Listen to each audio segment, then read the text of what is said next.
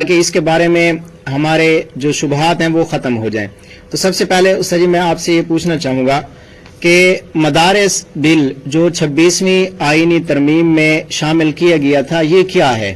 وعلیکم السلام ورحمۃ اللہ وبرکاتہ۔ جس وقت سے مملکت خداداد ملک پاکستان معرض وجود میں آئی ہے تو مدارس اسلامیہ کا اس وقت سے ایک ہی مطالبہ چلا آ رہا ہے کہ ہم بھی سوسائٹی کا حصہ ہیں تو ہمیں سوسائٹی میں شامل کر کے حکومت اپنے ہاں رجسٹر کر لے اور ہمارے بینک اکاؤنٹس کو کھول دے، اور تاکہ ہمارا ڈیبٹ کوئی ہو، کوئی کریڈٹ ہو، آمد و رفت ہو، معاملات ہوں، وہ حکومت کے گھر میں درج ہوں اور ہمیں رجسٹر کیا جائے۔ مشرف دور میں جب ایک جرنیلی دور تھا اس وقت یہ معاملہ ہمارے خلاف اٹھا تھا۔ رب جزائے خیر عطا فرمائے جمعیت علماء اسلام کو، وفاق المدارس کو، باقی حضرات کو، انہوں نے اس کا جبر و استبداد کا جرت کے ساتھ مقابلہ کیا، اور ہم نے ایک بل متفقہ طور پہ بنایا ہوا تھا مدارس ایکٹ کا، جس میں تمام مکاتب فکر کے مدارس شامل تھے، یعنی بریلوی، دیوبندی، اہل حدیث، باقی مکتب فکر کے سارے حضرات تھے۔ یہ معاملہ چلتا رہا، لیکن حکومت نے مدارس کو رجسٹریشن میں کبھی سنجیدگی نہیں دکھائی۔ اب جب آیا نا 26ویں آئینی ترمیم کا معاملہ، تو یہ سارے قائد ملت اسلامیہ مولانا فضل الرحمان کے گھر آئے، جتنے سیاسی تھے، موافق تھے، مخالف تھے، اپنے تھے، پرائے تھے، تو مولانا نے کہا کہ میں آپ کا ساتھ دے رہا ہوں تو مجھے اپنا بل پیش کرو۔ یہ بل لائے، کوئی 56 کلازز تھی، ان میں سے 34 پر مولانا نے اعتراض لگایا کہ غلط ایسے نکال دے، اس پر میں ساتھ نہیں دے سکتا، تو یہ مان گئے۔ 1 مہینہ کی گفت و شنید کے بعد 5 سکے جمعیت علماء اسلام نے داخل کرائے، نہ اس پر وزارت لی، نہ اس پر کوئی مشیر اپنے بنوائے، نہ اس پر کوئی پیسے لیے، صرف اور صرف انہوں نے یہ کہا کہ سود ختم کرنا ہوگا، شرعی عدالت کے نظام کو بہتر کرنا ہوگا، اسلامی نظریاتی کونسل کے سفارشات کے مطابق کرنا ہوگا، اور اس طرح مدارس بل میں اس کو ایکٹ بنائے۔ تو یہ اتفاقی صورت تھی، یہ پچھلی گورنمنٹ میں بھی بن چکی تھی، جس میں جناب آصف علی زرداری MNA نواب شاہ تھے، تو وہ اس کے بنانے میں باقی معاملات میں شامل تھے، لیکن اس وقت سینٹ معرض وجود میں پورا نہیں تھا تو معاملہ اوپر نیچے ہو گیا۔ اب جب یہ وقت ہے مولانا نے کہا جی پاس کریں، تو انہوں نے کہا جی بہت اچھا، یہ تو اتفاقی چیز ہے، تو انہوں نے وہ بل لیا اور باقاعدہ اس پہ دونوں ایوانوں نے اس کو پاس کر کے دیا۔ اب وہ کیا ہے، اس میں لکھا ہوا ہے 3-4 چیزیں ہیں موٹی موٹی، کہ مدارس قرآن و سنت کے مطابق اپنے نصاب کو خود بنائیں گے، مدارس کے اندر کوئی فرقہ وارانہ تعلیم نہیں دی جائے گی، مدارس کے جو چندہ ہوگا جسے ڈونیشن کہتے ہیں اس کا ریکارڈ باقاعدہ حکومت کے پاس رکھا جائے گا، وغیرہ وغیرہ، پوری ترتیب ہے۔ تو یہ ایکٹ پاس ہو گیا ہے۔ اب پاس ہونے کے بعد معاملہ یہ ہے کہ صدر صاحب نے اس پر آبجیکشن لگا کے بل واپس کر دیا ہے، باقی سارے قوانین پر اس نے دستخط کر دی، اس پر اس نے دستخط نہیں کیے۔ یہ ہے مدارس بل کا بیک گراؤنڈ اور مدارس بل کا معاملہ۔ سر جی ایک بات میں بھی پوچھنا چاہوں گا کہ صدر پاکستان نے مدارس بل کے ایکٹ پر کیا اعتراض لگایا ہے؟ صدر پاکستان صاحب نے اپنے ہی گراتے ہیں نشیمن پہ بجلیاں، وہی اعتراض لگایا ہے جو ہماری صفوں میں موجود کچھ حضرات بتا رہے ہیں کہ جی یہ صوبائی معاملہ ہے، یہ فلاں معاملہ ہے، اور حیرانگی کی بات ہے کہ وہ صوبائی معاملے کا صدر مملکت اعتراض لگا رہا ہے، پچھلی گورنمنٹ میں بطور MNA تو مسودے میں وہ شامل ہے، تو وہ کس بنیاد پہ لگا رہا ہے؟ اور اس دفعہ صدر مملکت مولانا کے گھر آ کر پورے اتفاق سے معاملہ لے کر گیا۔ اب وہ کیا ایسی چیز ہے، کس غار سے ڈسا جا رہا ہے کہ اتفاق ہونے کے بعد آپ اس کے اوپر اعتراض لگا رہے ہیں؟ تو اعتراض صوبائی والا اس نے لگایا ہے، جو صوبائی والا اعتراض بنتا نہیں، تو یہ کوئی قابل ذکر اعتراض ہے نہیں۔ حضرت مفتی صاحب، میرا آپ سے یہ سوال ہے کہ حضرت مولانا فضل الرحمان صاحب کس حیثیت سے ہر مسئلہ پر فرنٹ فٹ پر آ جاتے ہیں، حالانکہ وہ تو ایک سیاسی جماعت کے سربراہ ہیں؟ دیکھیں، بات یہ ہے کہ مولانا فضل الرحمان دامت برکاتہ العالیہ صرف سیاسی جماعت کے سربراہ نہیں ہے، مولانا اس جماعت کے سربراہ ہیں جو سیاسی بھی ہے اور مذہبی بھی ہے، اور تقریباً لاکھوں علماء کرام اس میں موجود ہیں اور مولانا ان کے سربراہ ہیں۔ چترال کی چوٹیوں سے لے کر کراچی کے ساحل تک لاکھوں علماء کرام، مفتیان عظام، پیران طریقت، پیران خانقاہ، مولانا ان کے قائد ہیں، تو جب مسئلہ مدارس کا ہوگا، علماء کا ہوگا، مفتیان کا ہوگا تو مولانا سامنے آئیں گے۔ دوسری بات کہ اس وقت وفاق المدارس العربیہ پاکستان جو ایک بہت بڑا نام ہے، وہ مولانا فضل الرحمان کے والد مکرم حضرت مولانا مفتی محمود نور اللہ مرکزہ کا اتفاقی طور پر علماء کرام کی مشاورت کے ساتھ بنایا ہوا بورڈ ہے، اور اس کے ساتھ کوئی ہزاروں مدارس ریلیٹڈ ہیں، لاکھوں طلباء کرام وہاں پڑھ رہے ہیں، اور بچیاں اور بچوں کو ہم ملائیں تو تعداد کوئی 1 ملین کے لگ بھگ جا کر پہنچے گی، اور مولانا اس کے اس وقت سرپرست اعلیٰ ہے۔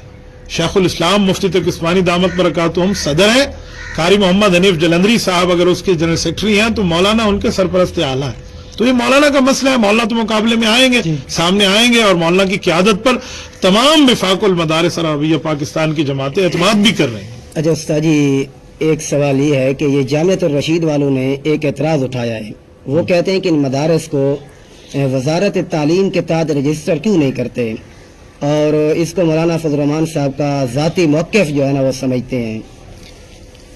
دیکھیں، بات یہ ہے کہ وفاق المدارس عربیہ پاکستان نے یا مدارس کی اتحاد کی تنظیموں نے یہ جو مدارس بل کی بات کی ہے نا، جی جی، انہوں نے تو جامعۃ الرشید کا نام تک نہیں لیا۔ نہ جامعۃ الرشید نے جو اپنا اب سرکاری وفاق بنایا ہے اور سرکاری بورڈ حاصل کیا ہے، انہوں نے اس کا بھی نام ذکر نہیں کیا کہ تم جانو تمہارا کام جانے، اتنا بھی نہیں کہا، انہوں نے اپنا کام کیا۔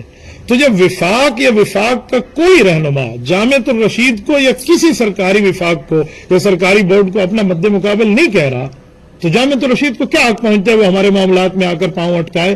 کیا ضرورت ہے؟ نمبر 1۔ نمبر 2، وہ کہتے ہیں کہ یہ مولانا کا ذاتی معاملہ ہے۔ میرے خیال میں جب بندہ بات کرے تو ان کے پاس دلیل ہونی چاہیے۔ لاکھوں علماء کرام ان کے پیچھے ٹھہرے ہیں۔ آپ نے دیکھ لیا ہوگا وہ وفاق المدارس عربیہ پاکستان نے باقاعدہ وہ دیا ہے، اس پر اپنا موقف دیا ہے کہ ہم مولانا کے پیچھے ٹھہرے ہیں، اتحاد تنظیمات مدارس دینیہ والے، اور مولانا ہماری ترجمانی کر رہے ہیں۔ تو جب یہ بات جامعۃ الرشید والوں کو پتہ ہے تو انہیں کیا ضرورت ہے اس طرح کے اعتراضات کرنے کی؟ بلی تھیلے سے باہر نکالیں، مولانا کے ساتھ مسئلہ کیا ہے، ایسا نہ کریں۔ نمبر 2، جو دوسری بات آپ نے کی ہے کہ وزارت تعلیم کے ساتھ رجسٹریشن لے لیں، یہ میرے خیال میں جن کے پاس نالج نہیں ہے نا، یا جن کو پتہ نہیں ہے، ان کو تو یہ بدھو بنا سکتے ہیں، انہیں یہ کہہ بھی سکتے ہیں، انہیں دھوکہ بھی دے سکتے ہیں کہ وزارت تعلیم۔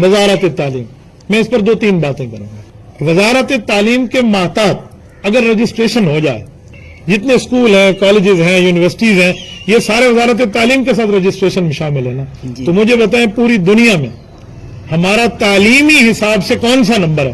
اگر ہم وزارت تعلیم کے ساتھ رجسٹرڈ اپنے آپ کو کر لیں تو جو ہمارے اسکول کا لیول، کالج کا لیول، تعلیم کا لیول دنیا میں ہے کہ پتہ نہیں ہم کون سے جا کے 50ویں 60ویں نمبر پہ ہیں دنیا میں، یہی حال مدارس کا ہو جائے۔ حالانکہ مدارس خود مختار ہیں، اور مدارس کی خود مختاری یہ ہے کہ وہ آج پہلے نمبر پہ دنیا میں پاکستان کے مدارس ہیں۔ اتنے بندوں کو حفظ عرب ممالک نہیں کرا رہا جتنا پاکستان کرا رہا ہے۔ 1 لاکھ سے زائد حافظ ہم نے دیے وفاق المدارس کے سٹیج پہ، یہ صرف ہمارا ہے، باقیوں کو تو دور رہا۔ تو اس کے بعد بھی جامعۃ الرشید والوں کو حق پہنچتا ہے کہ ہمیں کہ آپ وزارت تعلیم کے ساتھ رجسٹریشن ملے۔ میں سمجھتا ہوں وزارت تعلیم کے ساتھ رجسٹریشن میں کچھ فوائد ہیں جو شاید عام بندوں کو نظر آ جائیں کہ جی پیسہ ملے گا، تنخواہ ملے گی، پکا مہینے کا مشاہرہ ہوگا، یا جو ہے نا کیا کہتے ہیں سرکار امداد دے گی، یہ فوائد تو ہیں۔ لیکن کاش اگر دوسری طرف دیکھ لیا جائے کہ اگر یہ بات مان لیں تو پھر وزارت تعلیم ہر صوبے کی اپنی ہے، تو یہ صوبائی معاملہ بنے گا اور ہر صوبہ اپنا نصاب تعلیم دے گا، اور اس کے بعد یا تو ہمیں تنخواہ لینی پڑے گی یا فیسز رکھنے پڑیں گے۔ جامعۃ الرشید والے خود کو علماء دیوبند سے ریلیٹڈ کہتے ہیں نا، جی جی، تو آپ ان سے کہیں کہ حضرت نانوتوی رحمۃ اللہ علیہ دیوبند کے امام ہیں، انہوں نے جو اصول ہشت گانا لکھے ہیں اس میں یہ اصل موجود نہیں ہے کہ سرکاری امداد نہیں لی جائے گی، تو کس بنیاد پہ وزارت تعلیم کی بات کرتے ہیں؟